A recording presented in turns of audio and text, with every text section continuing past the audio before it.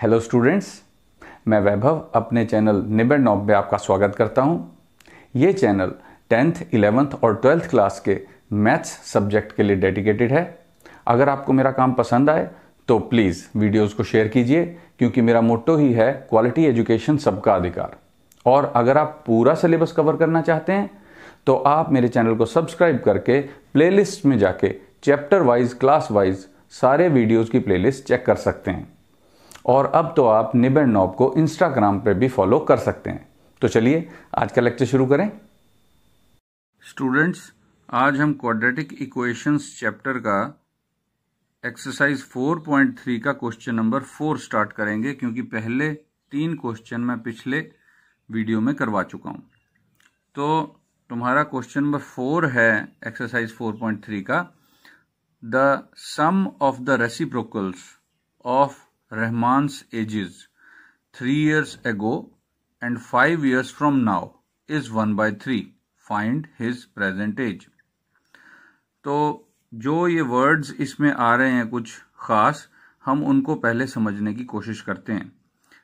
सबसे पहले तो सम का मतलब होता है जोड़, प्लस हम थोड़ा रफ वर्क करते हैं दूसरे कागज पे। सम का मतलब क्या होता है? सम का मतलब होता है, जैसे मैंने 2 और 3 का सम करना है, यानी 2 + 3 = 5। सम का मतलब होता है जोड़। उसके बाद वर्ड आ रहा है रेसिप्रोकल। रेसिप्रोकल क्या होता है स्टूडेंट्स? अगर 5 एक नंबर है तो उसका रेसिप्रोकल होगा 1/5, और अगर कोई नंबर है 1/3 तो उसका रेसिप्रोकल होगा 1/1/3, यानी कि 3। यानी कि रेसिप्रोकल का मतलब है 1/, कर देना। तो हमें क्या कहा गया कि सम ऑफ द रेसिप्रोकल्स, यानी कुछ इस टाइप के सम आएंगे, 1/x, 1/x + 3, इस टाइप के सम हमारे पास आएंगे। क्योंकि एज जो है वो तो 5, 7, वो किस तरह की होगी? वो तो नेचुरल नंबर, प्राकृतिक संख्या होगी। तो जो एजेस है, रहमान्स एजेस, यानी कि अलग अलग टाइम पर रहमान की एज के बारे में जिक्र किया है क्वेश्चन में, और उनका रेसिप्रोकल करके उनको जोड़ने को कहा है। तो एक तो है 3 years ago। अगर मान लो रहमान की फिलहाल एज x हो, तो आज से 3 साल पहले कितनी होगी? x - 3। जैसे कि अगर कोई तुम में से कोई स्टूडेंट इस टाइम पे 14 साल का है, तो 3 साल पहले उसकी एज कितनी है? 3 साल पहले के लिए क्या करो? 3 माइनस कर दो, 11 साल होगी ना, तो 3 माइनस करके आएगा। उसके बाद हमें एक और बात कही है, 5 years from now। From now का मतलब होता है आज से 5 साल बाद। तो अगर तुम्हारी एज 14 साल है तो आज से 5 साल बाद कितनी एज होगी? 5 प्लस करके ही पता चलेगा ना, 19 साल। तो x उसकी प्रेजेंट एज है फिलहाल इस टाइम पे। 3 साल पहले इतनी एज होगी, और 5 साल पहले इसमें 5 ऐड कर दो। तो हमें कहा गया है कि एक तो 3 साल पहले जो एज थी और 5 साल बाद जो एज होगी, उनके रेसिप्रोकल्स का जोड़, यानी 1/x - 3 और 1/x + 5, इनके रेसिप्रोकल्स का जोड़ कितना है? इज 1/3। 1/3। तो फाइंड हिज प्रेजेंट एज। तो यहां से स्टूडेंट्स हम बनाएंगे क्वाड्रेटिक इक्वेशन और सॉल्व कर लेंगे। तो चलो इस क्वेश्चन को अब फेयरली करने की कोशिश करते हैं। सॉल्यूशन में सबसे पहले हमने क्या माना था कि रहमान की प्रेजेंट एज क्या है। Let Rahman's present age = x years. बात ईयर्स की हो रही है तो हम ईयर्स में लेंगे एज को। अब मैं लिखूंगा 3 years ago क्या थी एज?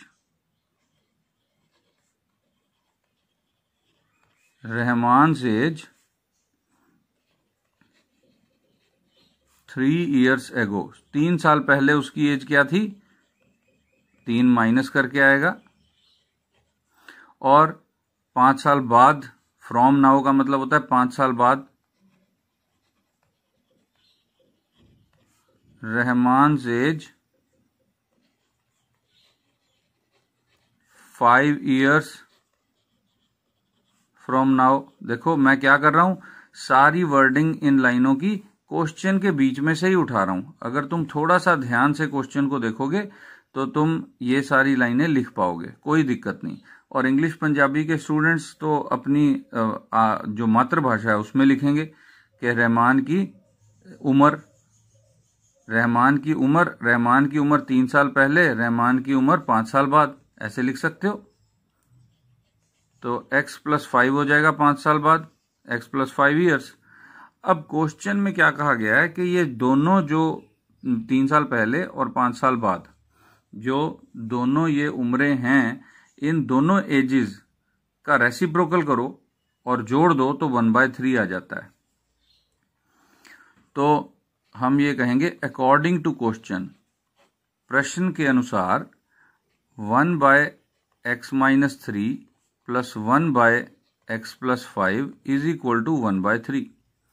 तो अब इस इक्वेशन को हमने सॉल्व करना है और ये क्वाड्रेटिक इक्वेशन बनेगी। एलसीएम क्या आ जाएगा, x-3 और x+5 इन दोनों का मल्टीप्लिकेशन आ जाएगा और x+5 इस 1 से मल्टीप्लाई हो जाएगा प्लस x-3 इस 1 से मल्टीप्लाई हो जाएगा। तो हमारे पास आएगा x+5 plus x-3 upon x-3 into x+5। देखो ठीक है, ये इधर मल्टीप्लाई और ये इधर मल्टीप्लाई इज इक्वल टू 1/3। अब ये जो मल्टीप्लिकेशन है ये हम भेज देते हैं उस तरफ, और ये जो मल्टीप्लिकेशन, ये जो ऐड है इसके साथ 3 मल्टीप्लाई हो जाएगा।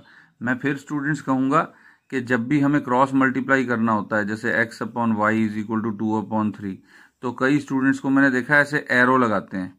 ये एरो लगाने की कोई ज़रूरत नहीं है स्टूडेंट्स, क्योंकि एरो लगा के तुमने क्या किया, इक्वल टू के ऊपर खुद कांटा लगा दिया। देखो अगर इक्वल टू के ऊपर कांटा ही लगा दिया तो इसका मतलब कि ये दोनों चीज़ें इक्वल नहीं है, जबकि ये दोनों चीज़ें इक्वल हैं, यानी ये सब गड़बड़ है। तुम इतना तो देखो समझदार हो ही चुके हो, 10th क्लास में हो, कि बगैर ये लाइनें लगाए, बगैर ये कांटा लगाए समझ सकते हो कि ये 3 यहीं मल्टीप्लाई होगा और ये जो प्रोडक्ट है ये इधर ही मल्टीप्लाई होगा। तो प्लीज़ ये कांटा मत लगाना, क्योंकि इससे क्वेश्चन गलत ही हो जाता है, सही नहीं होता, गलत हो जाता है। तो 3 इधर मल्टीप्लाई करेंगे तो 3 ब्रैकेट, ये x प्लस एक्स कितना हो गया 2x, और 5 - 3 कितना हो गया प्लस का 2 इज इक्वल टू, ये 2 मल्टीप्लाई इधर 1 के साथ, x - 3 x+5, तो 6x + 6 इज इक्वल टू, अब ये ब्रैकेट खोला, x², फिर प्लस 5x, फिर -3 के साथ x, -3x, -3 के साथ 5, -15। ठीक है स्टूडेंट्स। अच्छा एक बात और मैं बताना चाहूंगा तुमको स्टूडेंट्स, हमारे पास 2 सिंबल हैं, एक है ये वाला सिंबल और एक है ये वाला सिंबल। ये सिंबल क्या होता है, इंप्लाइज दैट का, और ये होता है इक्वल टू का। दोनों का मतलब अलग है। जब हम ये एक इक्वेशन लिख रहे हैं, ये समीकरण बन गया ना, इक्वल टू आ गया तो एक पूरी इक्वेशन हो गई। यहां पे इंप्लाइज दैट का साइन नहीं लगेगा कभी भी, क्योंकि ये दोनों टर्म्स बराबर हैं। हम इंप्लाइज दैट का साइन यहां लगाएंगे, यहां। क्यों? क्योंकि हम कहेंगे कि ये इक्वेशन लिखो चाहे ये इक्वेशन लिखो, एक ही बात है। इस इक्वेशन से हमें ये मिला, इस इक्वेशन से हमें ये मिला, और इस इक्वेशन से हमें ये मिला। इस तरह से स्टूडेंट्स लगाया जाता है इंप्लाइज दैट का साइन। हमें यहां से ये मिला, यहां से ये मिला, यहां से ये मिला, तो ये साइन आता है। लेकिन कई स्टूडेंट्स मैंने देखा है इक्वल टू की जगह ये इंप्लाइज दैट का साइन लगा देते हैं, जो कि बिल्कुल ही गलत है, बिल्कुल गलत है। क्योंकि इससे हमें ये नहीं मिल रहा, ये दोनों तो बराबर हमें पता है। अगर मैं इंप्लाइज दैट का साइन लगा दूंगा तो इसका मतलब है कि इस टर्म से हमें ये टर्म मिल रही है, उसका अलग मीनिंग हो जाता है। ये दोनों तो बराबर ही हैं, मिल नहीं रहा हमें 1/3, ये इन दोनों का सम 1/3 के बराबर है, ये हमें बता रखा है। तो इन दोनों का अलग अलग मीनिंग है स्टूडेंट्स, और सही जगह लगाना है। और एक बात और, कि इक्वल टू का साइन कई ऐसे कर देते हैं।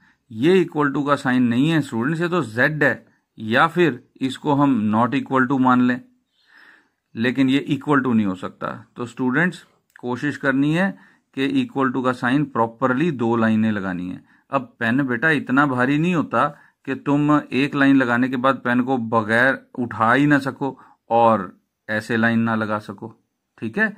तो ये बातें ध्यान रखनी है, और मैं आने वाले वीडियोस में भी अपनी हर क्लास में तकरीबन ये बातें बार बार रिमाइंड कराता रहूंगा। तो चलो खैर इस क्वेश्चन को आगे बढ़ाएं। तो इम्प्लाइज दैट, इसका मतलब हमने इसको और सॉल्व करके लिखा तो इम्प्लाइज दैट, इस इक्वेशन से हमें क्या मिल रहा है, हमें ये मिल रहा है, देखो 6x + 6 को उस तरफ ले जाते हैं, इस तरफ रह जाएगा 0 = x स्क्वायर की टर्म, फिर 5x - 3x कितना हो जाएगा, प्लस का 2x और माइनस का 15, ये तो था पहले ही हमारे पास, ये दोनों टर्म्स उधर जाएंगी, -6x - 6। अब हमें ये पसंद है स्टूडेंट्स कि क्वाड्रेटिक इक्वेशन का जो ये पॉलिनोमियल वाला हिस्सा है, यानी कि x की टर्म्स हैं और कांस्टेंट टर्म है, वो लेफ्ट हैंड साइड में हो, 0 राइट हैंड साइड में हो। तो हम बिल्कुल वैसे ही लिख लेंगे। तो इम्प्लाइज दैट का साइन मैं यहां लगा रहा हूं कि इससे हमें क्या मिलता है, x²। अब देखो 2x - 6x माइनस का 4x, फिर -15 - 6 -21 = 0। तो ये अब हमारी बन गई जो फेवरेट टाइप की एक क्वाड्रेटिक इक्वेशन। तो इसको सॉल्व करना है। तो इसको सॉल्व करने के देखो तुम्हारे पास कौन कौन से तरीके हैं, कंप्लीटिंग द स्क्वायर है, क्वाड्रेटिक फार्मूला है। तो हम क्वाड्रेटिक फार्मूला इस्तेमाल कर लेते हैं। तुम्हें ये नहीं सोचना पड़ेगा कि क्या इसके फैक्टर्स होंगे। तो उसके लिए मैं क्या करूंगा, here a = 1, b = -4, c = -21। Therefore x = formula जरूर लगाना है स्टूडेंट्स, पहले फॉर्मूला जरूर लिखना है। कई बार क्या होता है, ये गलती कर दी स्टूडेंट्स, यहाँ पे b² नहीं आएगा, मैं दोबारा लिख देता हूं। देखो कटिंग भी करनी है तो बिल्कुल एक लाइन से कर दो, बस ठीक हो जाएगा, ज्यादा गंदा नहीं करना चाहिए कटिंग करते वक्त। -b + √b² - 4ac √2a। तो स्टूडेंट्स ये फॉर्मूला जरूर लिखना है। कई बार कैलकुलेशन मिस्टेक से आंसर गलत आ जाता है, लेकिन अगर फॉर्मूला लिखा हुआ होगा तो कम से कम नंबर तुम्हारे कटेंगे। तो अब b की वैल्यू क्या है, -4, और हमने क्या लिखना है, -b, यानी कि प्लस का 4 हो गया, प्लस माइनस √ b² कितना है, 16, और -4ac, 4 इंटू, मैं थोड़ा रफ में करता हूं, 4 इंटू a की वैल्यू है 1 और c की वैल्यू है -21। तो ये मल्टीप्लाई होकर कितना हो जाएगा, 21 × 4 माइनस का 84। तो क्योंकि 4ac की वैल्यू -84 आ रही है और यहां माइनस एक और लगा हुआ है, तो +84 हो जाएगा ये अपॉन 2a। a तो 1 है तो ये 2 आ गया। तो x = 4 + -100 आ गया स्टूडेंट्स, ये 84 + 16 अपॉन 2, यानी कि 4 + -10/2, यानी कि 4 + 10/2 और 4 - 10/2। तो एक बात देखो स्टूडेंट्स, क्वेश्चन में x क्या माना था हमने, एक बार फिर देखें जरा ऊपर। देखो क्वेश्चन में माना था x हमने एज, रहमान की उम्र।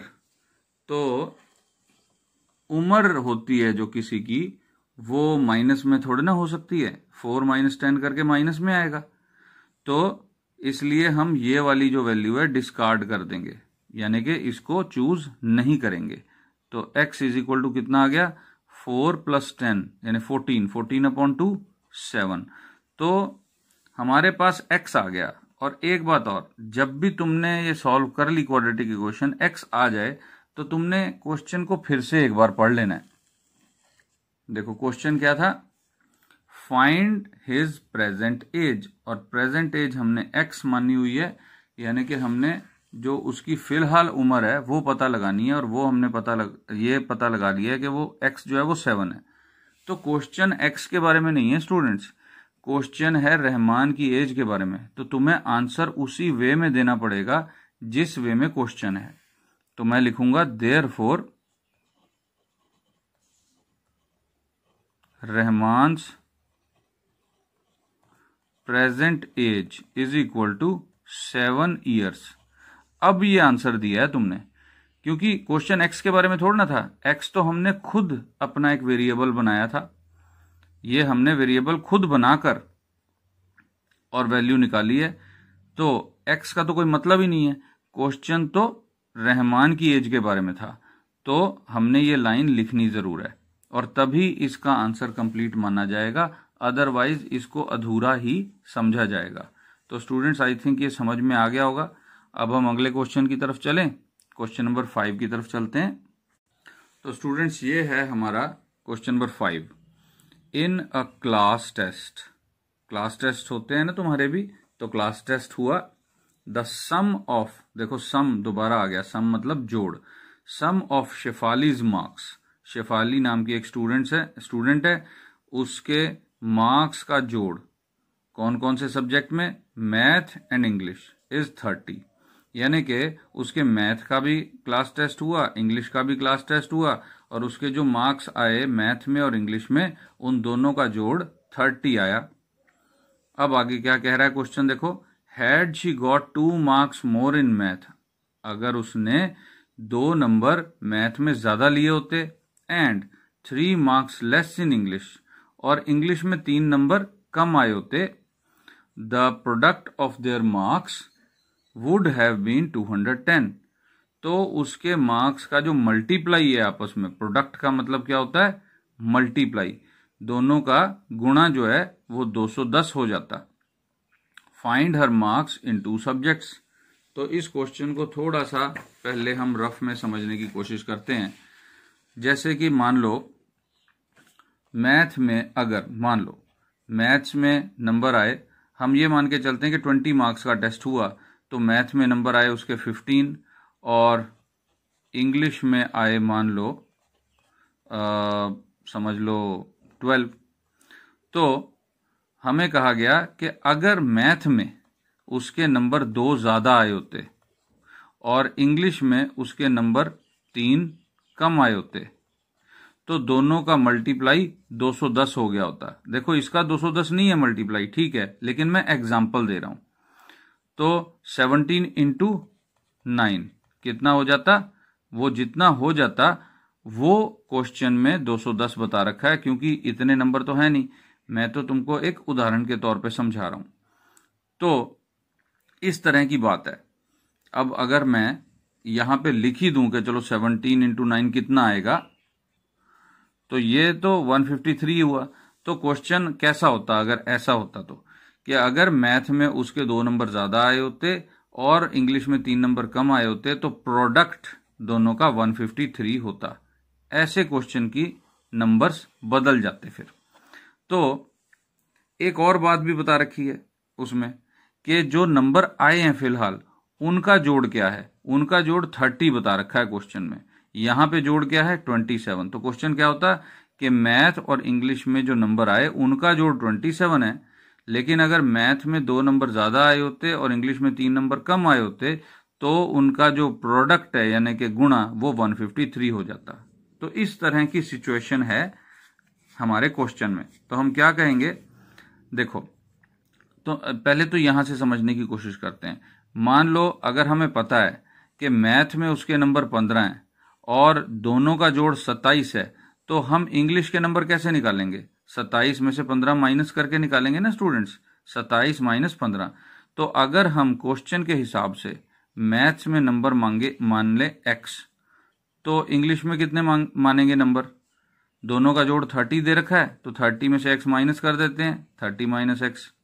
ठीक है, मैथ्स में नंबर x हो तो इंग्लिश में 30 माइनस x आएंगे। क्यों, क्योंकि दोनों मार्क्स का जोड़ 30 क्वेश्चन में दे रखा है। अब हमें यह कह रखा है कि अगर मैथ में उसके 2 नंबर ज्यादा आए होते, यानी मैथ में कितने नंबर आए होते, x+2, और इंग्लिश में कम आए होते 3 नंबर, यानी कि 30 माइनस एक्स माइनस 3। मैथ के नंबरों में 2 जोड़ दिया, इंग्लिश के नंबरों में 3 माइनस कर दिया, तो ये कितना आ जाएगा देखो 27 माइनस एक्स। तो 27 माइनस एक्स, तो ये नंबर जो आ गए 2 जोड़ के और 3 माइनस करके, क्वेश्चन में कह रखा है कि इनका जो मल्टीप्लाई है वो 210 के बराबर है। तो देखो अब ये क्वाड्रेटिक इक्वेशन बन जाएगी, हमें साफ पता चल रहा है। ब्रैकेट्स खोलेंगे तो एक्स एक्स से मल्टीप्लाई होगा, एक्स स्क्वायर हो जाएगा। तो ये क्वाड्रेटिक इक्वेशन जब हम हल करेंगे तो हमारे पास नंबर क्या आएंगे जो उसके मैथ में थे, और फिर हम उसको 30 में से माइनस करके ये फाइंड करेंगे कि इंग्लिश में कितने थे। यही पता करना है हमने। तो आई थिंक ये समझ में आ गया होगा स्टूडेंट। अब हम क्वेश्चन की तरफ चलें। चलो क्वेश्चन को देखते हैं अब हम। तो find her marks in 2 subjects, यानी कि दोनों सब्जेक्ट्स में उसके मार्क्स पता करो। तो हम इसको इस तरह से लिखेंगे, let Shefali's marks in maths. मान लो उसके मैथ में मार्क्स आए x, therefore Shefali's marks in English कितने हो जाएंगे। देखो दोनों का जोड़ कितना बता रखा है 30। Sum of Shefali's marks in math and English is 30। तो दोनों का जोड़ 30 है। x हमें पता चल गया मैथ में, तो इंग्लिश में कितने आएंगे 30 में से माइनस करके पता चलेगा। अब हमें कह रखा है क्वेश्चन में कि अगर इंग्लिश में मैथ में 2 नंबर ज्यादा आए होते, 2 marks more in maths and 3 marks less in English, तो क्वेश्चन के हिसाब से अकॉर्डिंग टू क्वेश्चन हमारे पास क्या बन रहा है समीकरण कि x प्लस 2 और 30 माइनस एक्स माइनस 3। देखो मैथ्स में 2 मार्क्स ज्यादा आए होते और इंग्लिश में 3 मार्क्स कम आए होते। कम मतलब माइनस करना है, तो दोनों का मल्टीप्लाई किसके बराबर आ जाता 210 के बराबर। देखो यहां बता रखा है। तो product of their marks would have been 210, यानी कि फिर अगर ऐसा हुआ होता तो मल्टीप्लाई गुणा जो है दोनों मार्क्स का वो 210 हो गया होता। तो अब हम इन ब्रैकेट्स को खोल लेंगे। तो देखो दोबारा से मैं ध्यान करा रहा हूं तुम्हारे कि ये जो समीकरण बनी है ये समीकरण है, इंप्लाइज दैट नहीं है। इंप्लाइज दैट मतलब ये वाला साइन हम यहाँ पे नहीं लगाएंगे। क्यों? क्योंकि इन दोनों का मल्टीप्लाई से हमें 210 नहीं मिला, हमें बता रखा है कि इन दोनों का मल्टीप्लाई 210 के बराबर है। हमें इस पूरी समीकरण से क्या मिला, एक नई समीकरण। देखो x प्लस 2, अब 30 माइनस 3 किया तो 27 माइनस एक्स बन गया, ये इज इक्वल टू 210। अब इम्प्लाइज दैट, ऐसे लगता है इम्प्लाइज दैट का साइन। कंप्लीट स्टेटमेंट को जब हम दूसरे तरीके से बोलते हैं तो हम इम्प्लाइज दैट का साइन लगाते हैं। तो x इंटू 27x, फिर x into minus x square, फिर 2 into 27 plus 54, 2 into minus x minus 2x। अब ये 210 भी हम इसी तरफ ले आते हैं, minus 210 is equal to 0।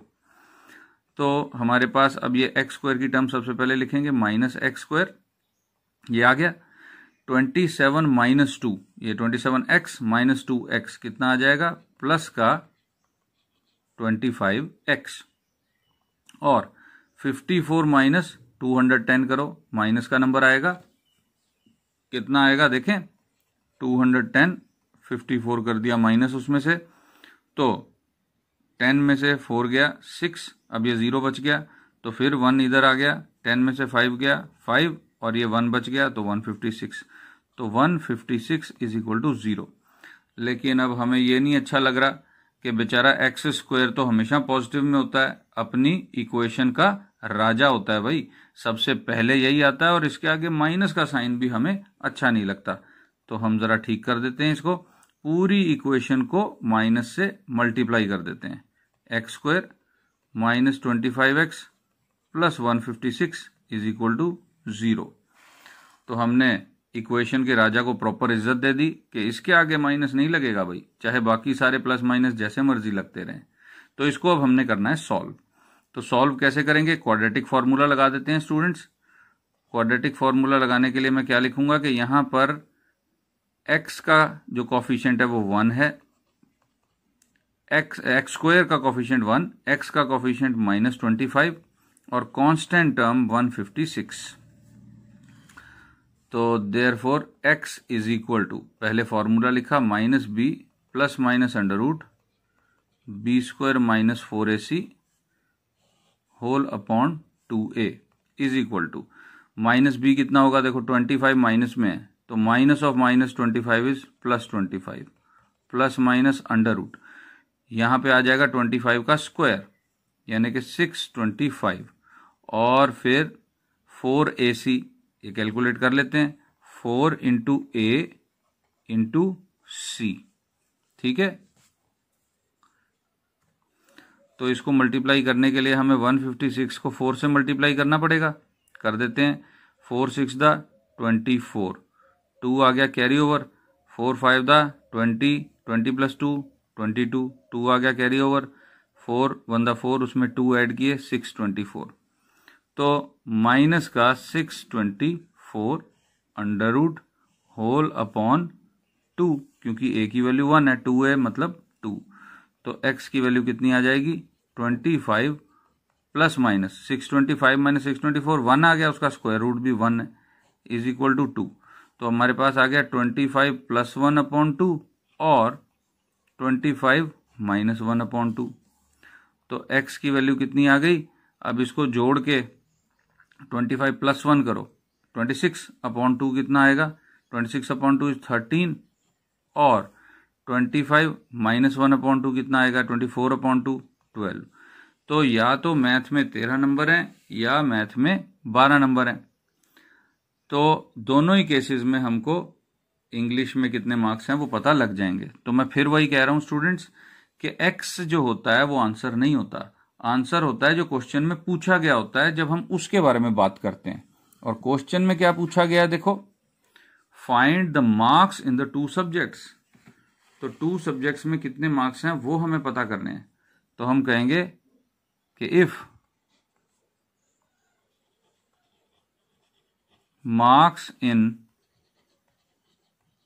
Maths is equal to 13 implies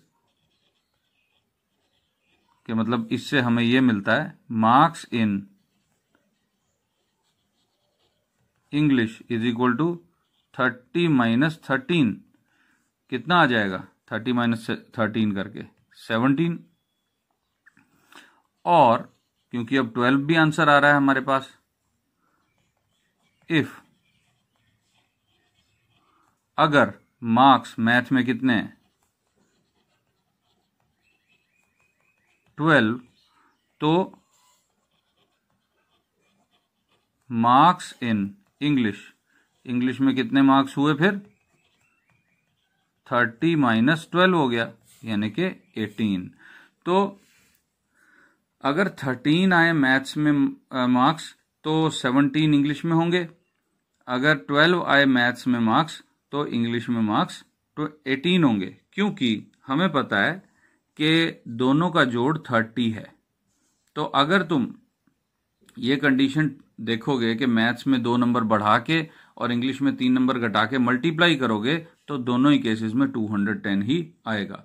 तो स्टूडेंट्स आज हमने किए क्वेश्चन नंबर 4 और 5। अगला क्वेश्चन हम बाद में करेंगे, लेकिन पहले मैं तुम्हें कहना चाहता हूं कि मेरे वीडियो को 1 to 5 स्केल पर कमेंट्स में जाके रेटिंग जरूर दो। 1 लोएस्ट है, 5 हाईएस्ट है, ताकि मुझे पता लगे कि मैं कितना तुम्हारी और हेल्प कर सकता हूं। और अगर कोई तुम्हारा सजेशन हो तो वो भी जरूर लिखना, ताकि मुझे पता लगे कि मेरे में और क्या सुधार मैं ला सकता हूं। और अगर तुमने पूरे चैप्टर कवर करने हैं तो स्टूडेंट्स प्लेलिस्ट चेक करना मेरी चैनल को सब्सक्राइब करके प्लेलिस्ट जरूर देखना। उसमें 10th 11th 12th तीनों ही क्लासेस के अलग अलग चैप्टर्स की अलग अलग प्लेलिस्ट बनी हुई है। वहां से तुमको कोई भी चैप्टर का कोई भी वीडियो लोकेट करना बहुत आसान होगा। ये बड़ा अच्छा फीचर है, इसका यूज करना स्टूडेंट्स। तो आज हम इतना ही करते हैं, 2 क्वेश्चन, और अब हम मिलेंगे अगली क्लास में। तब तक वैभव की तरफ से best of luck. and thank you for watching students.